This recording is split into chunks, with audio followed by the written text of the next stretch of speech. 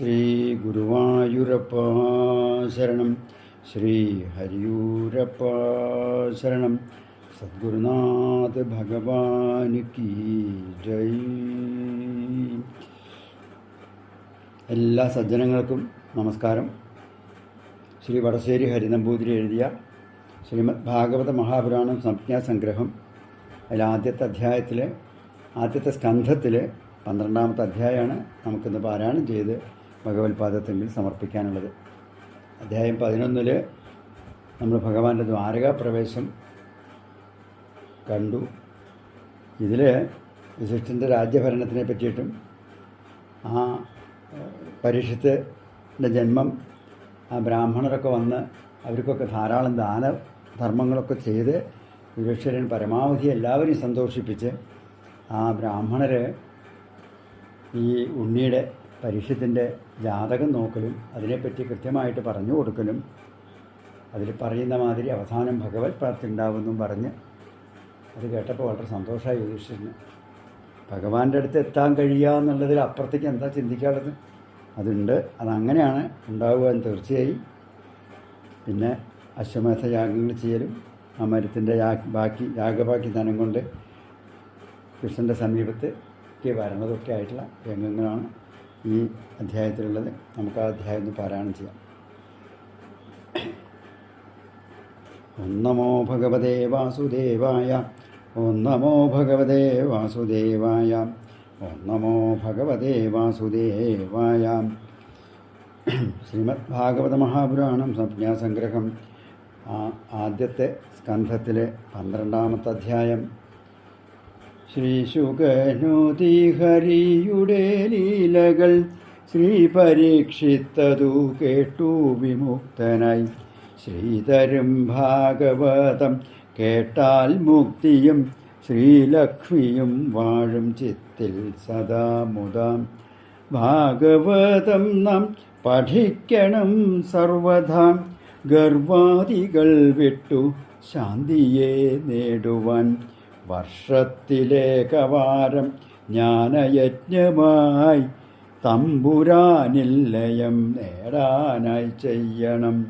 ബ്രഹ്മാസ്ത്രപീഡയേൽക്കാതെ ജനിച്ചൊരാം വിഷ്ണുരാതൻ രക്ഷ നേടിയ ചിത്രവും ജന്മവും കർമ്മവും ശ്രീശുകനോദിയ ഭാഗവതം കേട്ട് മുക്തനായി തീർന്നതും ചൊല്ലിത്തരേണമെന്നോതി ശ്രീ ശൗനകൻ. സൂതനോതി കഥ വിസ്തരിച്ചിങ്ങനെ. ശ്രീകൃഷ്ണഭക്തൻ യുധിഷ്ഠിരൻ നാടിനെ നന്നായി ഭരിച്ചു ഹരിപ്രീതി നേടുവാൻ. വൈരാഗിയായി ജനസേവകൻ രാജ്യത്തിൻ ഐശ്വര്യം ശ്രീ സ്വർഗതുല്യമാക്കി ഭുവി. മുക്തനായി കൂടുതൽ ആനന്ദിച്ചു സദാ കൃഷ്ണയും സോദരരൊത്തു യുധിഷ്ഠിരൻ. 10 മാസം വരെ ഉത്തരാഗർഭസ്ഥൻ തന്നെ രക്ഷിച്ച ഗദാപാണീശനെ.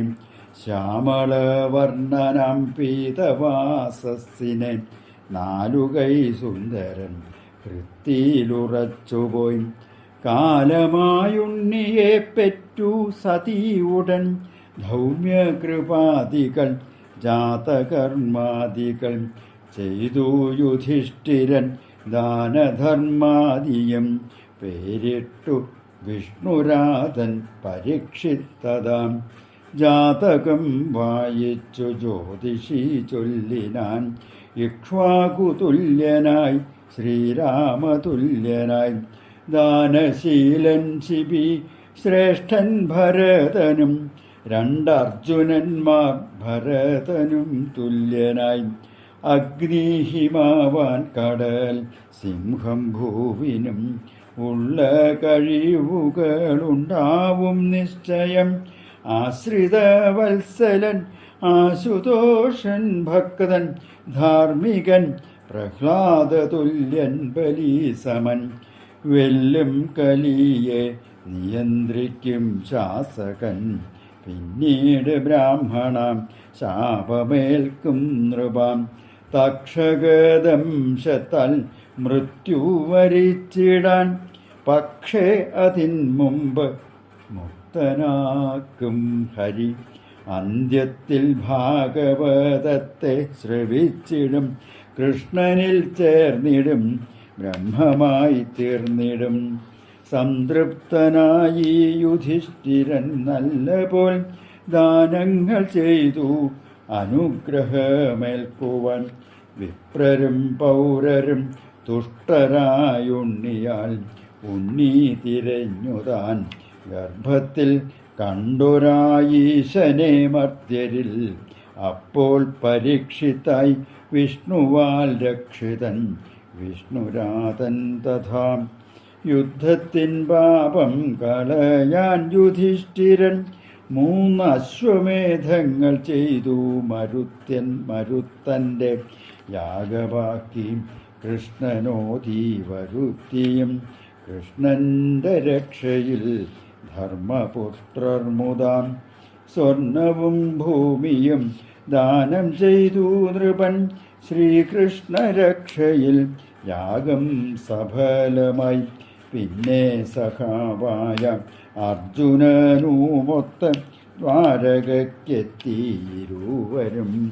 ധന്യരായി. കൃഷ്ണാരാധേ. ശ്രീകൃഷ്ണാർപ്പണമസ്തു. ഹരേ നമ.